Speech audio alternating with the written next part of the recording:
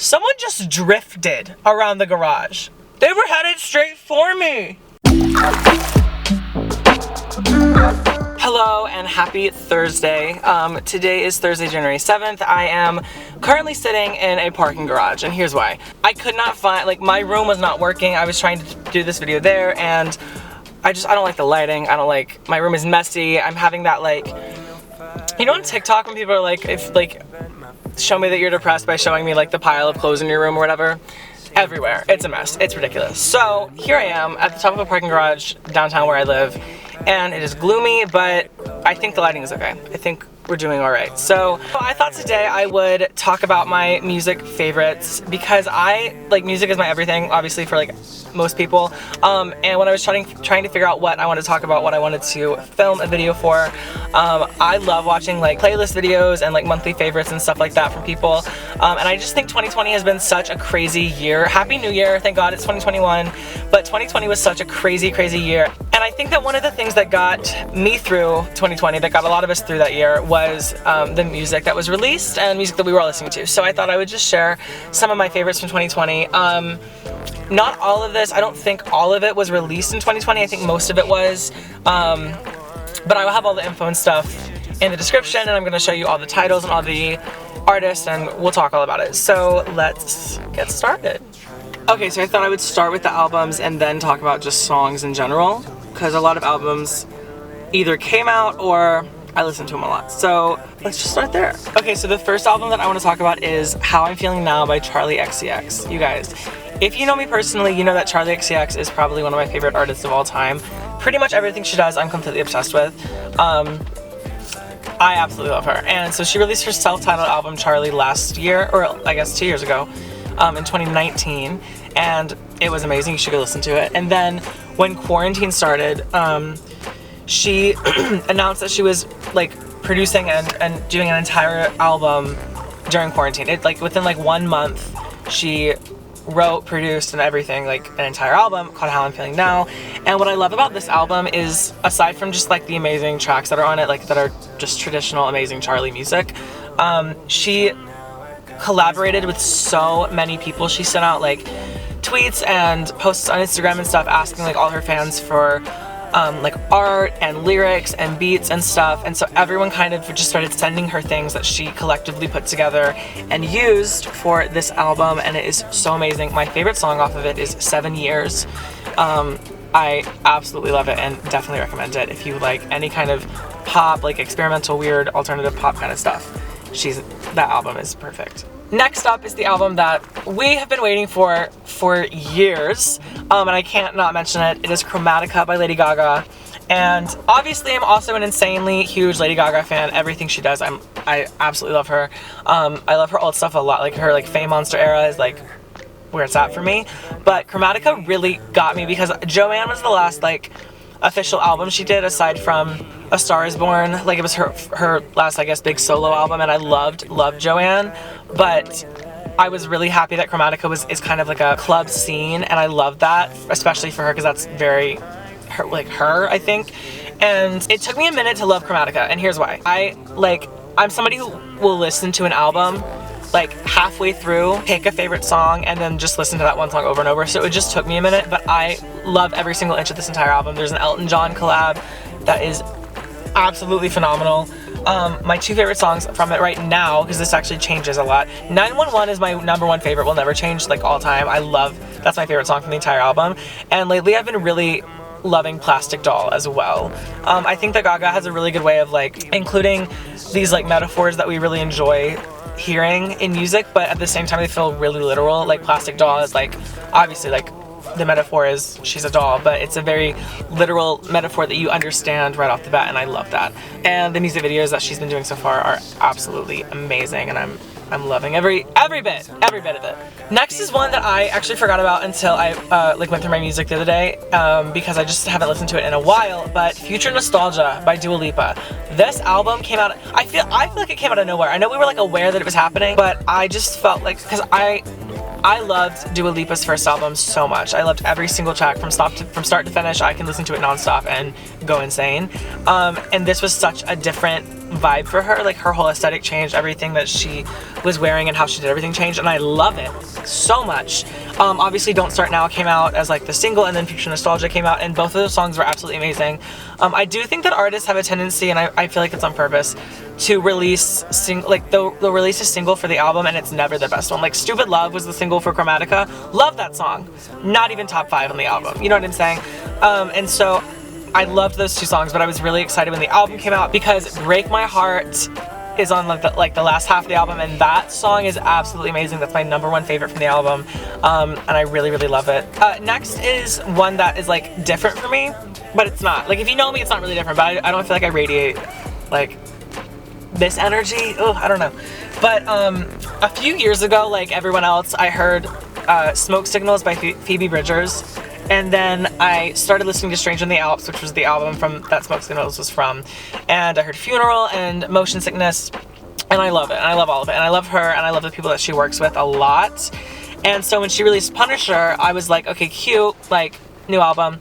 And did not think, I didn't realize how, I did not realize Punisher was gonna blow up. Like, I feel like it blew up, and it was nominated for Grammys, and I feel like really quickly she went from being like a smaller artist to everybody knows her, which is great. Love that. I love Phoebe Bridgers, and I'm really excited for her. But yeah, Punisher came out. I love the album. I think that Phoebe is one of the few artists who she can have this very soulful, deep, really, really emotional, like, feel for an entire album, and it doesn't get old. Like I think some artists try to do that and it just feels like every song is the same, but I think Phoebe knows how to write emotion into song really well, and I just appreciate that a lot. So Punisher by Phoebe Bridgers, my favorite songs were Kyoto, Garden Song, and Chinese Satellite, hands down. Kyoto is like, I could listen to that song over and over again. It's such a not a feel-good song, because like she doesn't make feel-good music, but it's like it's just a really good song to drive to, I think. And that is what I'm trying to explain, because that's how I gauge music. I just play it in my car, and if I like it, then I like it. Anyway, okay, next is a really obvious one, I think, because everybody loved this shit, but the Folklore Evermore duology of albums that Taylor released this year. Here's the thing. Listen very carefully. I love Taylor Swift. Don't get me wrong. She's my top 3. She was the first concert I went to. I was in 3rd grade. I hiked my ass over to Kentucky and I saw the Fearless tour in Kentucky. Like, I have loved her since the day I was born. And always will, period. I loved, like when I was a kid, it was like Fearless, Speak Now, Red. Loved that. I fell out of it around Reputation. I just kind of stopped listening to her. And then Lover came out. I'm back in. I love it, love it, love it, love it, love it. And then now I'm like going back listening to Reputation. I'm obsessed. And then Folklore came out. And here's the thing about Folklore. It came out overnight, which was like, love that, cool, out of nowhere. And my only issue with Folklore was that people were saying it was like, it's her best album of all time. And that just doesn't add up for me. I love Taylor Swift, and I didn't really have many problems with Folklore, to be honest. But like after Lover, it just felt weird that she released that after Lover. That being said, that album grew on me like a vine. I deeply love that album now.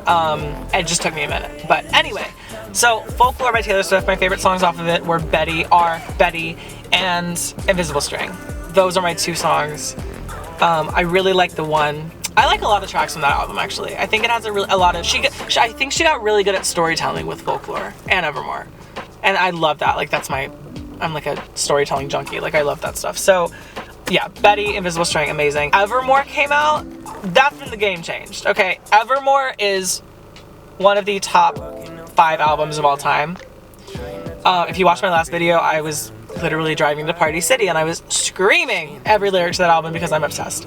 My favorite songs off of it keep changing. When I first listened to it, and I did listen to it all the way through, when I first listened to it, Long Story Short was my ride or die, one and only. And I still love that song, but it was like that was on repeat for me. And then I actually, when I got home for Christmas break, I started listening to Gold Rush a lot. And that song is one of my like deep, dark, inside piece of me songs. I love it. I will never not love it. That song is absolutely amazing. That one and 'Tis the Damn Season are my 2 from Evermore.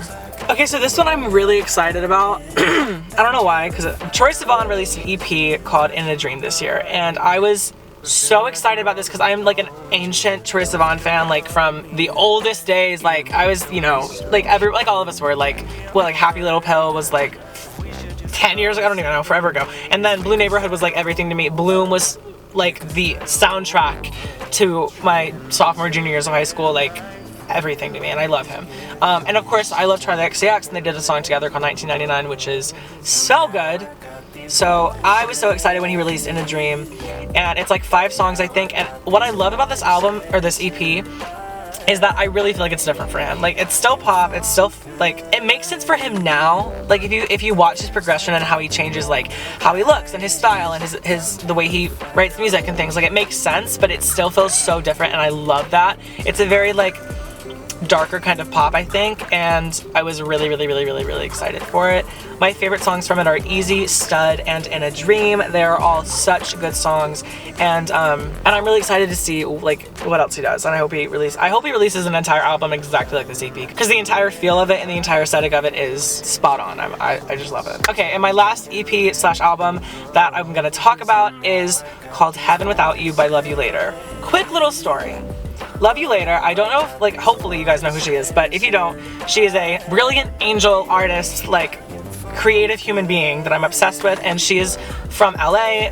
I think she's based out of Nashville right now. She kind of has gone back and forth, and I met her when I was like 17 at a show in Nashville, and I just met her, and I think I was just like, oh, like, I love your hair or something, and we just started talking and kind of got connected over social media. And her name is Lexi, and she's such a sweet girl. Her management is amazing. Lillian is her like best friend ever, and I'm obsessed with everyone she works with and everyone that she talks to. Like, everything she does is just so beautiful, and she's a very conceptual artist, which is absolutely everything to me. That's how I am. That's how I operate with my art, with what I do, and with artists that I listen to. I absolutely love that.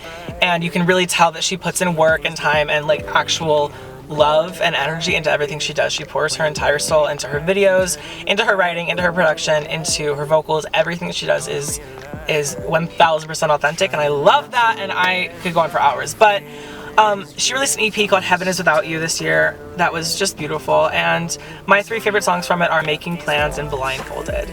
Making Plans was actually a single before the EP that I think I had on repeat for like 3 months. It's so good, so definitely go check that out. And again, I'll have all this stuff in the description, and I'm also going to make a playlist for... Oh, my car is shaking because someone's driving.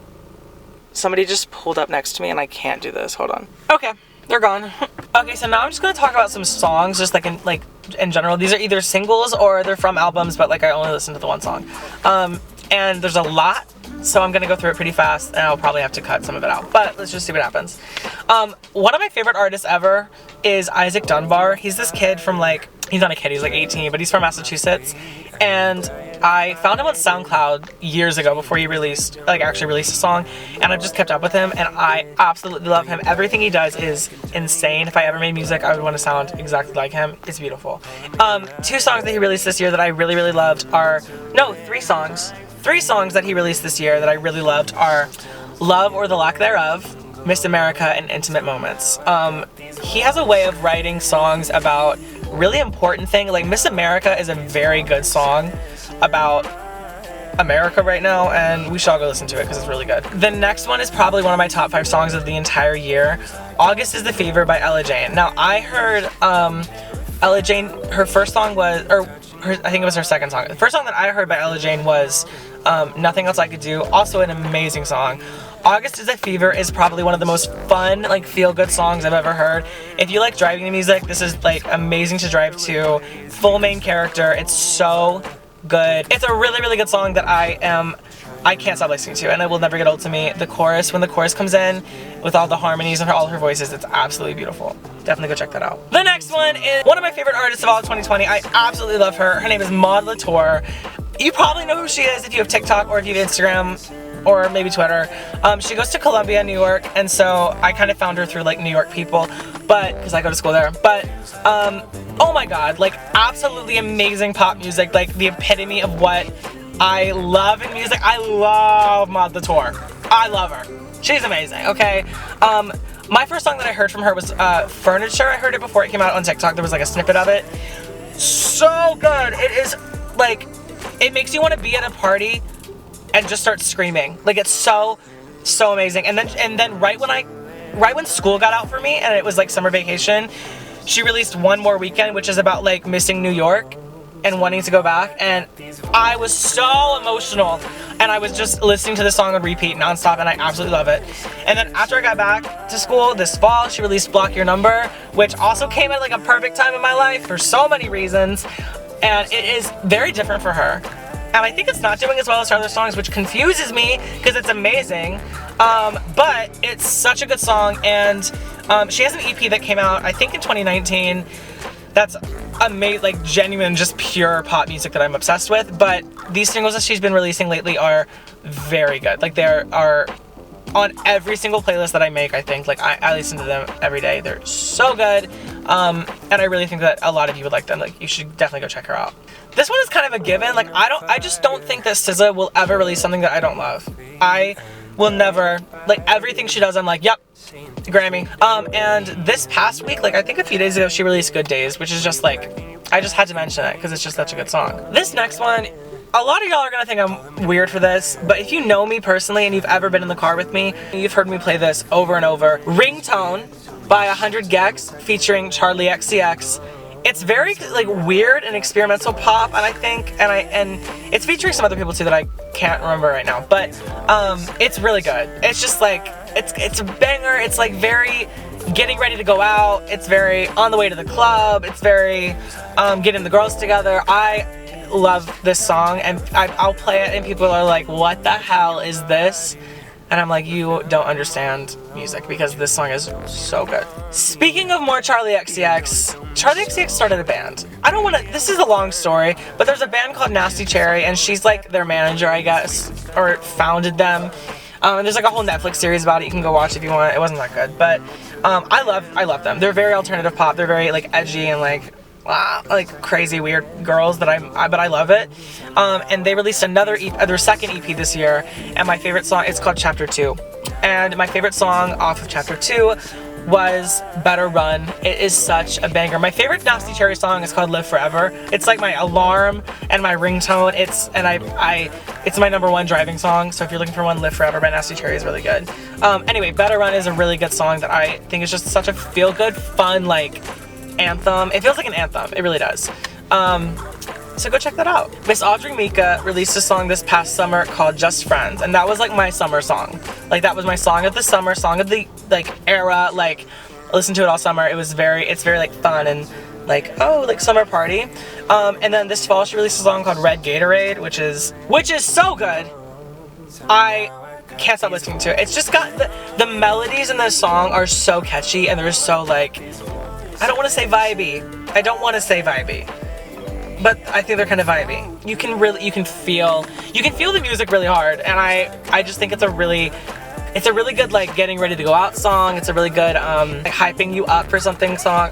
That's the only way I can explain it, really. Okay, so the next two, and I promise, like, yes, I know a couple of these people, but like that's not why I'm mentioning it. I'm mentioning it because it's real, actual good music, I promise. The next two songs are by two of my favorite people in the whole world, two of my closest friends, Riley and Alec. And they are Times2 is their like group name, their band name, and they just make really amazing pop music. Like, it's just genuine pop music. The producer Gwen is like a sweetheart, and she is amazing at what she does. And I will have all of their links and everything down below, and it's all on my Instagram too. So anyway, they released two songs this year, Whenever and In the Morning. Whenever and In the Morning featuring Nick Chase, who I think is a rapper from Florida that they know, who's great. And these songs are really fun. I actually had the honor of designing the cover for Whenever, for their single Whenever, and they're so amazing. I've been working with them for a little over a year on promo stuff and photos and designing covers for songs and just helping them with social media and things, and aside from them being like two of my best friends, like, they are so amazing to work with, and when they talk about their music and when they talk about like what they want to do, you can tell they are 1000% like authentic, real artists who really just want to make music and just have a good time, which sounds really stupid and cheesy, but I mean that. Like, they're just real people who want to make real music, and they're stunning people, and I love them. And you should all go check out their stuff. I know they have a lot more music coming this year, which I'm really excited for. So my last two songs, I know this has been like forever, so I'm sorry if this video is a really long one. But my last 2 songs, this year I became really obsessed with Muna, I think it's Muna, M-U-N-A, and they are this like queer girl group from America. I just love them. They're very dark, edgy pop, and that is my vibe. They have 2 albums and an EP out, I think, and I listened to them. I first heard them, I think, back when their EP came out, and I listened to it and loved it, but I just kind of like didn't listen to it much. And then this year, I was late to the game on this one, but I Know a Place by Muna is like I think it's like one of their biggest songs. And I found it this year. I don't know why I was so late to that, but this song is so amazing. The music video is really good, and it's all about like queer people finding a place where they can just like, we can all kind of exist without prejudice and having to worry about hate, and it's just all about love, and I really love them. And when they talk about their music, it's very interesting to hear like their thoughts on what they're saying and then kind of how people interpret it. I think it's really interesting. And then their second album called Saves the World, which conceptually is a beautiful masterpiece. My favorite song of that entire album is Number One Fan. That's another one that's like just a kind of a feel-good like bop song that you can just kind of dance to, I think. And the music video is really good because it kind of explains what the song is about.